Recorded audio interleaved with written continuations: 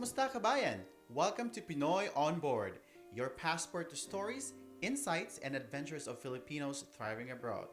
From inspiring tales to tips and trends, we're here to keep you connected wherever you are in the world. Tara na! Sakay na! Hello, good morning, Miss Buste here. What would you want me to call you? Miss V. Miss V, right? Yes. So, ang students talaga nagtatanong, Oo. what do you want me to call you? Alright? So, Miss V. Okay, Miss V. First, background introduction. Let's start from the beginning. Please introduce yourself. What is your name? Where you're from in the Philippines? Are you single or married? You have any kids? And how did the journey to becoming a teacher start for you? I'm Miss Veronica Bustiher, but my students call me Miss V. Isa akong Ilocano. Yes. And I'm from Alaminos City, Pangasinan. If you're familiar with Home of the Hundred Islands, Yes, I taga am. dun ako. Ang ganda. Super. As in. Then, when I was a kid, camera shy talaga ako. Uh, Very typical na bata na very timid sa lahat. But there was a time when I was in elementary that one of my teachers, grade 1 teacher, Mrs. Uzon, gave me this trust na you could be a leader. Parang, huh? Ako na very, very shy, very timid student na pwedeng, pwedeng magka-award ng most behaved dahil hindi nagsasalita. Only for recitation, na I'm very vocal. Aside from that, wala talaga, very shy. Then, from then on, nung nagtiwala siyang binigay na ako ng responsibility, nag-start yung, alam mo yung sa puso ko na, kung kaya pala ng isang teacher ang mag-build ng from very shy, very timid kid to someone na, alam mo yung bringing the most out of you, bakit hindi ko rin kayang gawin? So, it started with my teacher. Then when I was in high school, the more na na-expose ako, kasi pinagtitiwalaan ulit ako ng mga teachers ko. So, wow, sabi ko nga, it's really the impact of a teacher. From then on, I started dreaming to become a teacher. Wow, thanks to our teachers back then, right? Yes, it's all because of them. Exactly, yeah. Kung meron man akong papasalamatan din, of course, my teachers from elementary years to high school and college that that they molded me to who I am right now. Yeah. So, yeah. Next question, Miss V, how did you find out the J1 visa program? Through a friend. Mm-hmm. Tapos, I started with a friend. Tapos, basa-basa sa internet. Yep. Check out. Facebook, YouTube, and all. Doon, nagsimula ang I lahat. see. Yeah. All right. And what was the moment when you decided, yes, I am going to the US to teach? Was it life-altering decision or a spontaneous leap of faith? Pwede kong sabihin na bilang isang mother and bilang isang professional, doon talaga nagsimula ang lahat ng eagerness ko pumunta abroad. Kasi I have kids. My youngest then was 3 and my eldest is 7.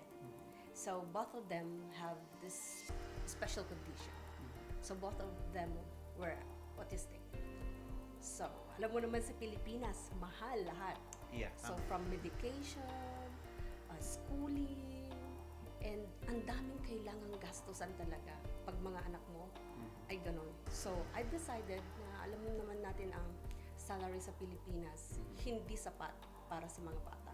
Yeah. So pinag-usapan namin mag-asawa na kailangan may mag-sacrifice. So hindi ko naman bibitawan ng profession ko, but rather ganun pa din. I will give my best as a Filipino teacher. And at the same time, may bibigay namin kung ano yung pangangailangan ng mga anak namin. Yeah, right. Kaka-inspire naman yung story mo. Why I you would came say. here to the United States. So you have, usually, di ba? Ako, I was raised by my OFW parent. My father is an OFW as well. So Yeah. usually father, di ba? Usually yung lumalabas. Yes. But in your case, ikaw talaga nag-decide na mag-sacrifice to go abroad. that's because of my husband. If not because of his support, Yeah. baka kasi siya din, he works abroad. So, he works abroad, pero tinitignan namin, we weighted things. And being a professional teacher, mas malaki talaga ang sasahurin namin kumpara pag hindi professional. So, he was willing to take care of the kids. And masasabi kong mas magaling siya kaysa sa akin sa part na yon. So, tagal kong naging teacher na single. More than 30 years akong single. So, ang hirap, ang alam ko lang gawin, magturo. Yun lang. So, usap kami. Tapos, ayun, we came up with this plan na, okay, pupunta akong mag-abroad naman ngayon, silang tatlo ang maiiwan, pansamantala. But, be prepared talaga that the four of us will be coming here in the US. Pero, tignan natin. Tignan Yeah. natin in the future. Yeah, kung will ni Lord, right? I definitely agree. Kung bigay ni Lord yan, para talaga sa inyo yan. Right? Yes, Yeah, I but- believe. Yeah, hopefully. And yeah, I got another question for you, Miss B. What did you imagine your life would be like in the United States before you arrived? Were there any Hollywood movies or TV shows that influence your expectations? Actually, wala. Basta, ang sa akin talaga is, gusto ko because of my kids. And all I thought, it would be like easy. Kasi alam mo namang ang mga Filipino teachers, magagaling, very competitive, Right. kind-hearted, at lahat ng the best na meron sa isang teacher, feeling ko, para sa akin, ang mga Pinoy talaga, Filipino teachers, ang meron lahat nun. So, ibang-iba Yeah. ang expectation ko noon. At iba din ang nasusubukan ko dito. Yeah. Are you nervous before coming here to the United States? Oo. Kasi actually, first time kong lumabas ng bansa, and I traveled alone. At, oo, ang layo ng pinanggalingan ko. Yeah. ilang airports ang dinaanan ko, immigration dito, interview sa kung saan immigration, ang hirap, para akong maliligaw kasi Yeah. ang laki-laki ng mga airports nila, as in. Exactly. Kaya lang, siguro bilang trained Filipino teacher, sanay tayo sa lahat, kahit saan tayo isama. Right. Pwedeng-pwede tayo. Yeah. So actually, that's leading me to the next question. So if you had to describe your emotions on the plane before arriving here in the United States in one word, what would it be? Nervous. You're nervous. Really? Kasi Yeah. parang new world, bigger world. Exactly. Pakiramdam ko ganun. Parang ibang-iba sa mundo natin. Right. Yan. Tapos ilang oras pa ang biyahe, no? Papunta dito. Oo. I think I traveled almost 24 hours. Kasi may mga layovers and all. Yeah. Nakaka-nervyos talaga. Tapos, iba yung oras nila eh. Yeah, sa akin, I think mga 22 hours naman kalabing isang oras Oo. sa akin. At ano Ganun yung, kahaba. yeah, at ano yung airplane na sinakyan mo papunta dito? Curious na ako. Eva Air, Eva Air. American Airways, may Korean Air pa. Kasi ang dami kong iba-iba talaga ang sinakyan ko papunta dito. Oh, Oo, ang daming ganun. connecting flights pala. Takbuhan, ganun. Yeah. Nasubukan ko tumakbo, lalo sa LA. Kasi, Immigration. oo, ang laki ng airport Yeah. nila. As in, mga kulang-kulang na mga 10 minutes before mag-close na yung door, nandun pa lang ako, chinecheck pa Right. lang nila yung ticket ko. Exactly. Yeah, sa mga nanonood sa atin, baka mag-sponsor sila ng mga Oo. teachers papunta dito ng US kasi ngayon, dahil may national shortages for teachers, right? So marami, we're expecting na next school year talaga marami pa mga teachers yung pupunta dito sa United States at masakali din. Yeah, so punta tayo, Miss V, sa next question about the teaching experience dito sa United States. Kamusta naman yung mga students natin? Nung first year ko dito, na-shock talaga ako. Kasi unlike sa Pilipinas, kapag sinabi mong, actually kahit kahit titig ko lang, ganyan, tapos ngingitian ko lang sila, tahimik na yan. Dito, kahit ngumiti ka, kahit kahit na kumurap-kurap ka na dyan, lakasan mo yung boses mo, feeling ko ineffective para sa kanila. Iba yung culture nila sa mga culture ng mga students natin na mga Pilipino. Yeah. So walk us through your first day in the classroom when you entered the U.S. classroom here. Was it everything you imagined, or did you immediately think this is a lot harder than I thought? I was so excited. Day one, I came here mid-August. So, kumbaga, sabi ko nga sa coach ko, lahat may sari-sarili ng gang. Lahat meron ng grupo-grupo. Tapos biglang may outsider na biglang papasok, mag-i-impose ng rules. So, we were trained in the Philippines na talagang day one pa lang, kailangang i-assert mo na yung authority mo. Then, syempre, marami akong pakulo. Right. At ang dami, prepared ako. Pagdating ko dito, prepare. They even asked me kung gusto ko nang magturo right away. And I said, kaya ko. I have prepared. Yeah. Like, nagulat yung mga yung coaches like, huh? Filipino spirit yan, di ba? Yes, sabi nga, huh? Yes, I'm prepared. Dala ko lahat ng may USB akong dala. So, alam mo na. Yeah, napakagaling naman itong si Miss B. Kasi pupunta siya Prepared. sa war, ready siya sa makipagsabayan at makipagbakbakan. Ha? Kasi normally, 1 month na before ka magturo, ganun ang nasubukan ko. Pero, because I was prepared, I told the coach. Tapos I'm may ready. jet lags pa yan, di ba? Oh, tapos sabak agad. Oo. Grabe. And, luckily, ayos naman ang day one natin noon. Though talagang, yung mga estudyante talaga, parang pakiramdam nila after few days, aalis din to, lilipat din to, ibang substitute teacher na naman. Yeah. Kasi they've been through a lot of substitute teachers. Every day daw, iba yung teacher nila. Yeah. So feeling nila, after 1 or 2 days, wala na naman ulit ako. So, well, sabi ko, let's prove that they're wrong. And I indeed proved na matibay to. Right. Yeah. Pinoy. Yan talaga. Yeah. Pinoy to Diyan talaga ako believe sa mga Filipino teachers, no? So, how did you build connections with your students, Miss B? Especially when they might not have understood your accent or background at first. Typical akong nanay na mabola. So, dahil sa mga seminar, ganyan, alam ko kung ano yung kailangan gawin. So, inalam ko agad talaga kung ano yung mga dapat gawin at saka yung mga hindi dapat gawin. Do's and So, don'ts. as long as you don't touch the kid, you're safe. At saka yung mga words na hindi mo pwedeng banggitin kasi may mga restrictions yung mga yan. Talagang minaster ko lahat. Then, typical mom, so pagpasok pala ng mga bata yan, I make sure that I know their names. Hindi pwedeng magkapalit ang pangalan. Minaster ko talaga yan every day. I see to it na ma-memorize ko lahat ng names nila. And I'm glad after 2 weeks, 119 students, na-memorize ko Wow. lahat yung names nila. Yeah, I put really an effort to that. Tapos, every day, pinapansin ko yung mga estudyante. Like, you should look for something good. Kahit minsan, mag-guess ka na lang like, oh, you look tired. Pag nakita mo walang sila, oh, you look tired. Did you sleep well? Did you even sleep? May mga ganun. They appreciate that so much sa ating mga Pilipino. True. Na nandun yung mother's touch. And likewise, nandun yung concern ng isang teacher. Exactly. Yeah. Kaya pala, ang galing-galing ni Miss B nito.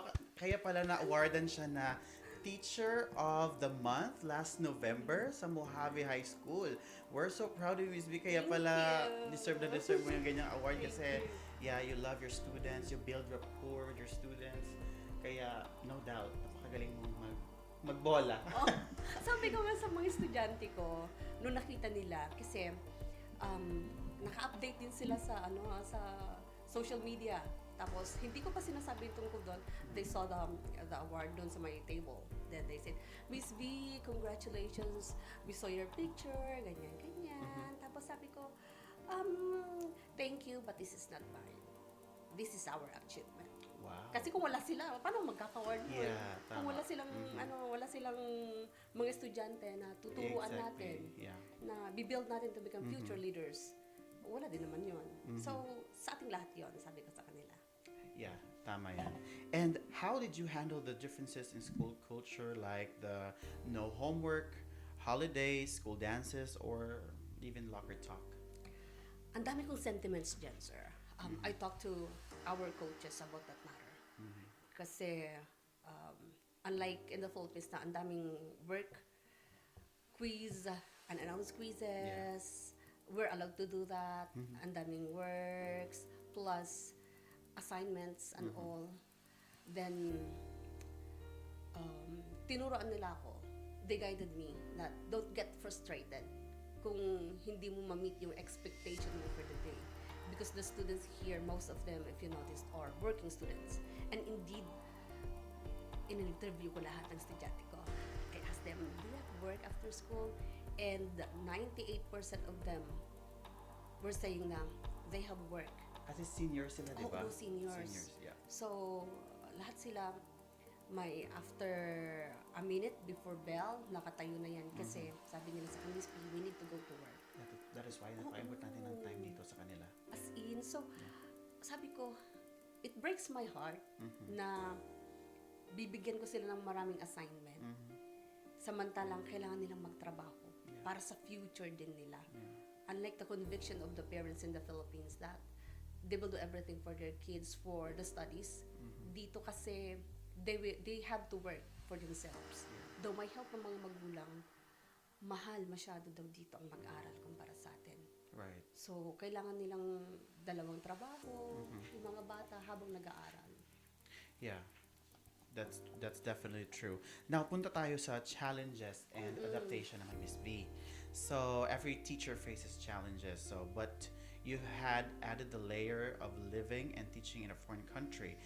What was the hardest part of adapting to American school? So far, nahirapan ka mag-adjust? Pag sa mga colleagues, wala talaga. Very supportive sila. Ang mga coaches, admin, napaka-supportive. Ang mahirap lang talaga yung mga bata kasi yung marami sa kanila they wouldn't listen to you that much. Kasi hindi mawawala yung may factor yung skin color mo. Right. Yung accent mo iba. Tapos yung tayo kasi mga Pilipino, masyado tayong malambing. Yeah. Kasi iba yung trato natin. We treat them as our kids. Yun ang unang para sa akin, ang strength, my strength, and likewise, my weakness at the same time.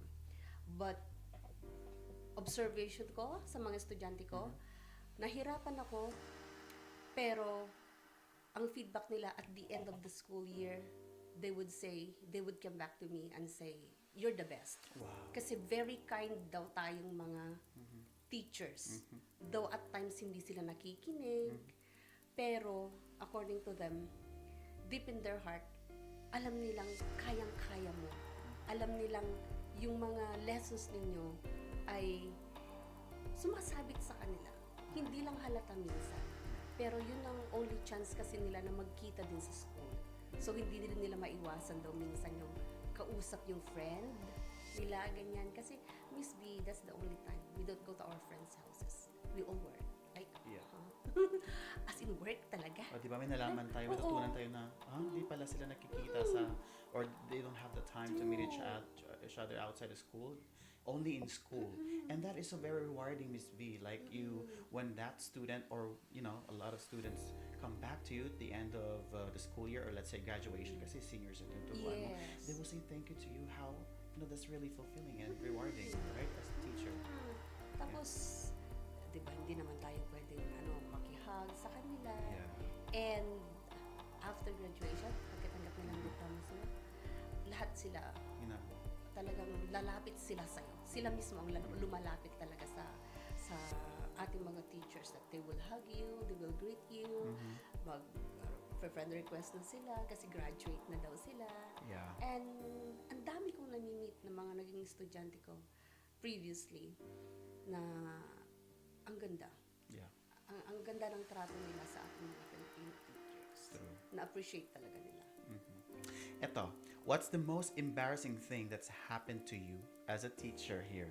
Siyempre, isa-isa tayo or bawat isa sa atin dito may embarrassing moment inside or outside the classroom. So, yeah, let me ask you that.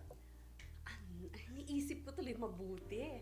Meron ding hindi siguro siya embarrassing para sa akin, pero from the context ng mga ibang tao, siguro baka embarrassing to para sa kanila. Kasi, ang homesick talaga ang kalaban ko. As in, day 1 pa lang, pagdating ko na sa US, at nagpunta pa namin ng Walmart, bumili, iyak na ako doon. Hanggang uwian ng school year, umiiyak ako.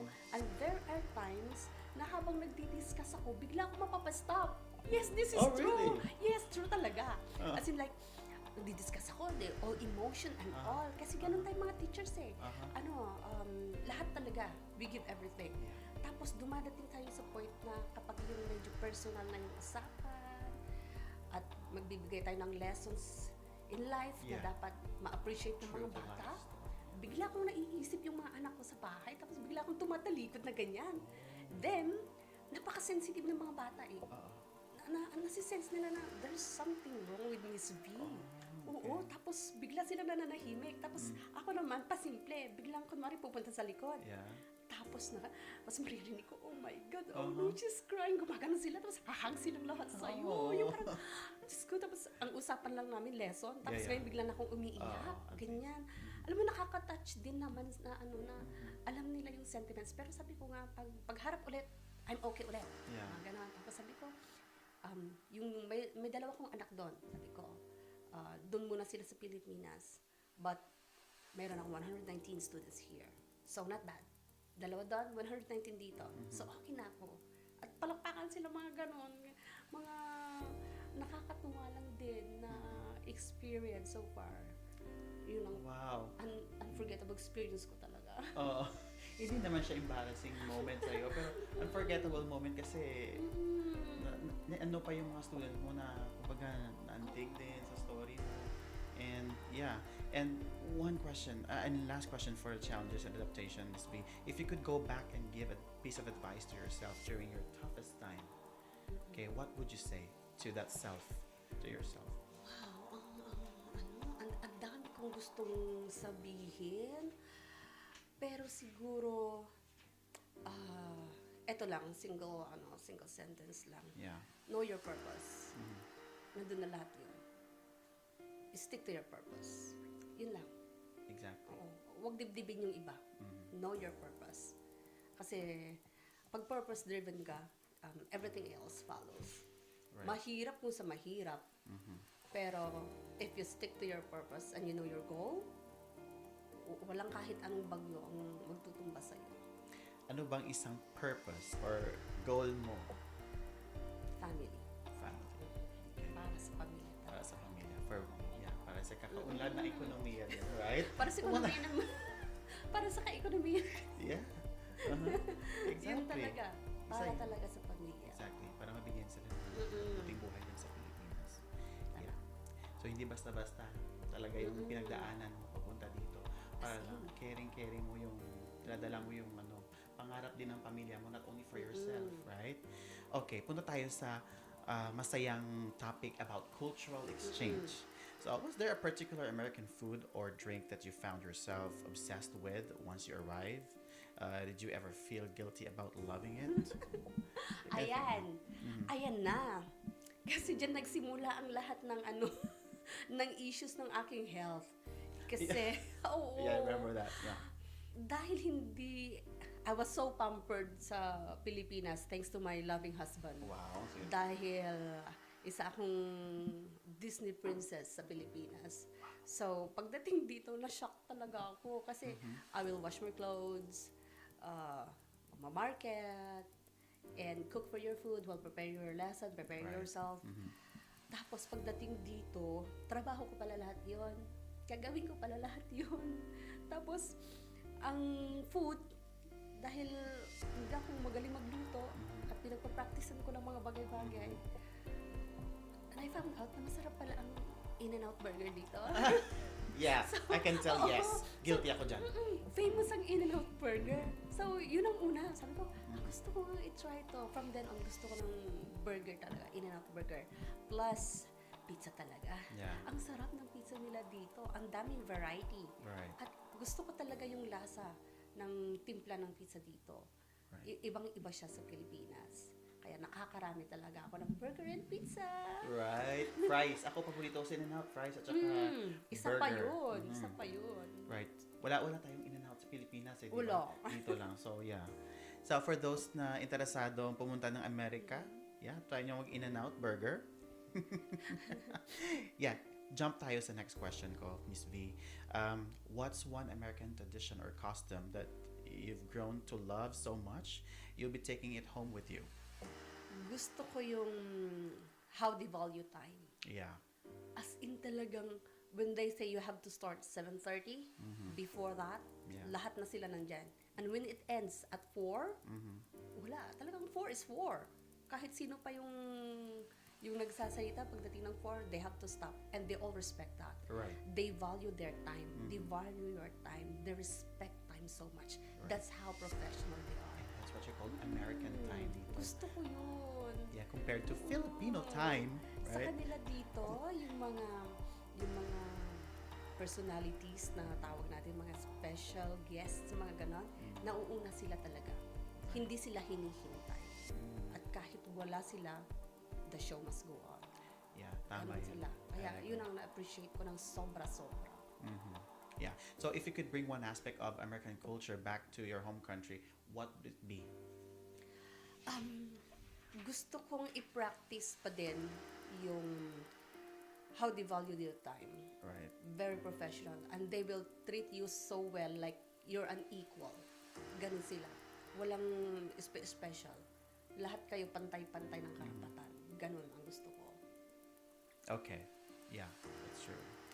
And yeah, jump tayo sa personal growth and reflection, Miss V. Okay, this is the next question, set of questions for this segment.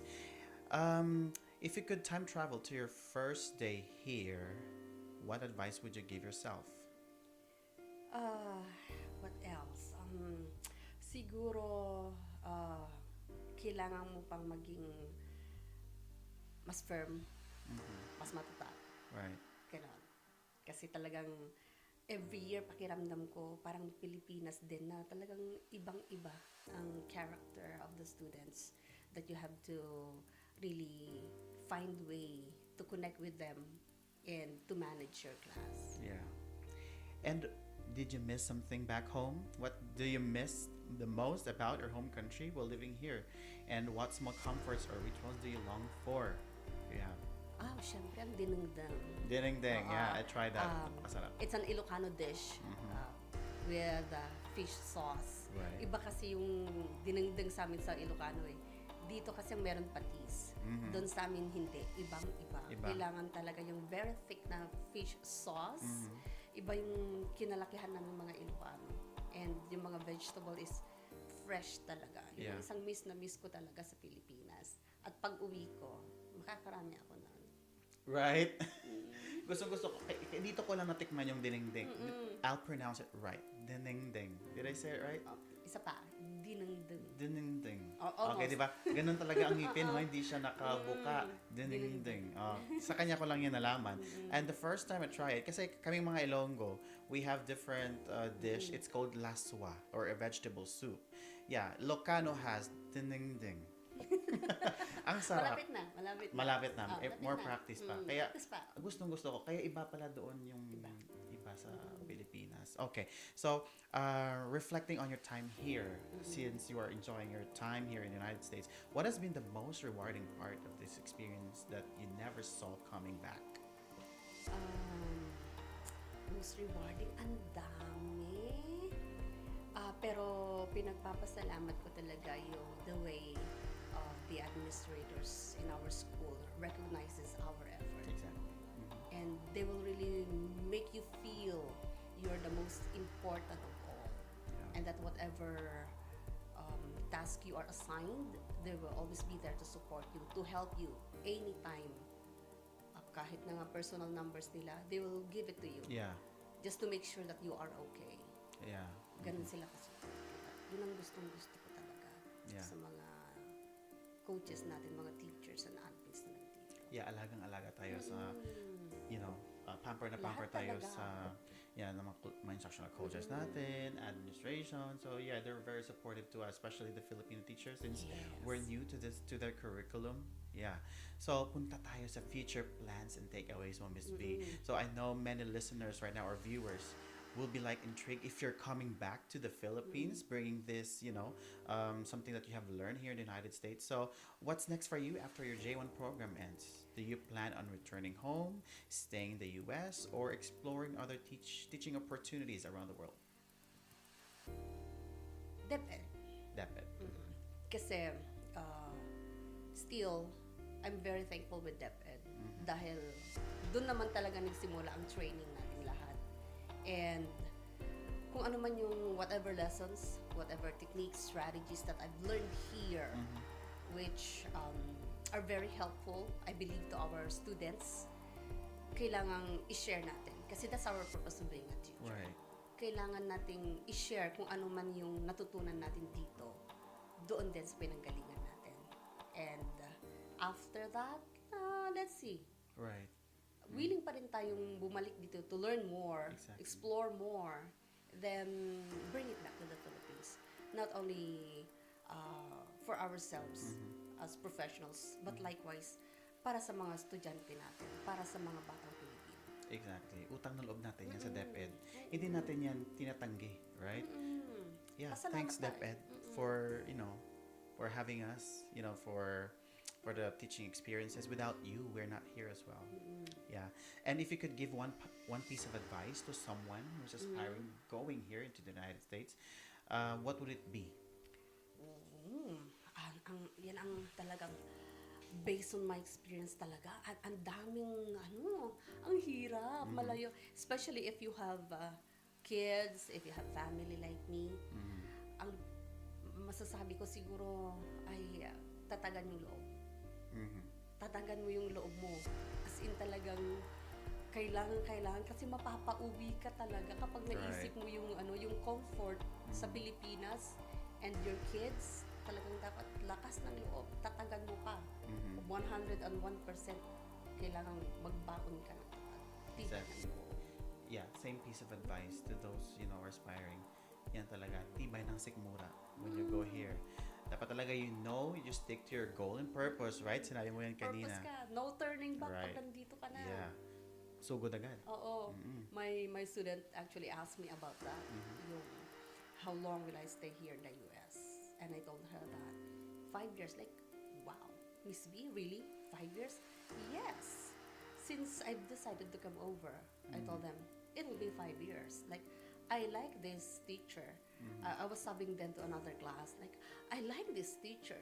She has decided to stay for 5 years. She haven't even bat an eyelash when I asked her about that. Like, most of the teachers would say like, oh, after 1 year, I think after 3 years. But she said 5 years. Yeah. So, tatag lang.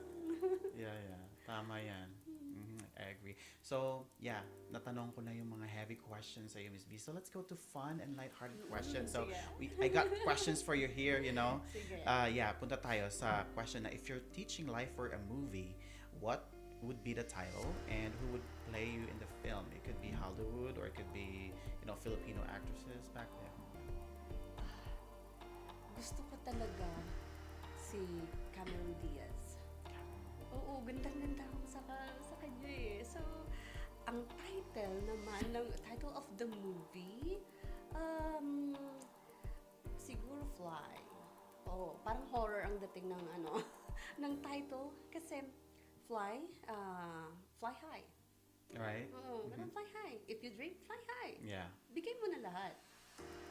Yeah, tama Pero yan. meron din akong local na gustong-gusto. It's Mercedes Cabral. Oh. Ang galing niya, as in very natural. So, either of the two will do. oh, O, parang diba? ano? Pagpipilian Oo. pa. Oo, fly. Most of them nandito sa Hollywood yan, di ba? Pero sa Pilipinas, hindi, ayaw mo ng MMK. Kalima lang tala, ano, yung life story mo, pang MMK talaga eh. Ayaw mo doon? Ano, actually, meron akong ginawa noon pa na, na channel din.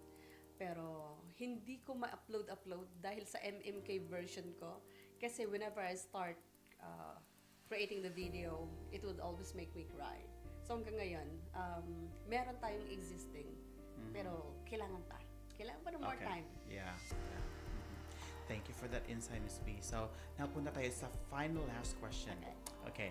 Finally, if you had to choose, would you rather have unlimited pizza for life or never have to grade another paper again? And why?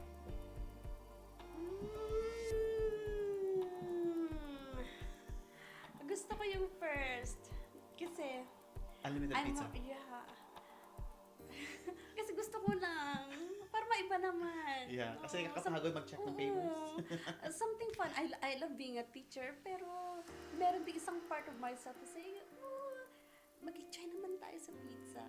Ganon. Yeah, it's like reward yourself. Like, let's say, tapos ang program, reward yourself. Eat unlimited pizza. Right? Kasi tapos na your teacher duties dito. So, you deserve to be rewarded after all the hardships and effort that you put in your teaching career. I need a break. Or ganun tayo. Right. Lang, pizza tayo. Yeah. Okay. You know what? We really thank you for accepting our invite. Sure. Yeah, na maging isang guest dito sa Pinoy on Board. And also, we would like to thank the Goldlark staffing and also to Sir Patrick Villavert and Ma'am May Villavert. Thank you so much. And also, let's not forget, it's the wedding anniversary today. Yeah, it's time to celebrate, something special today. And mga kaibigan, see you next time uli dito sa Pinoy on Board for more stories. Bye! Bye!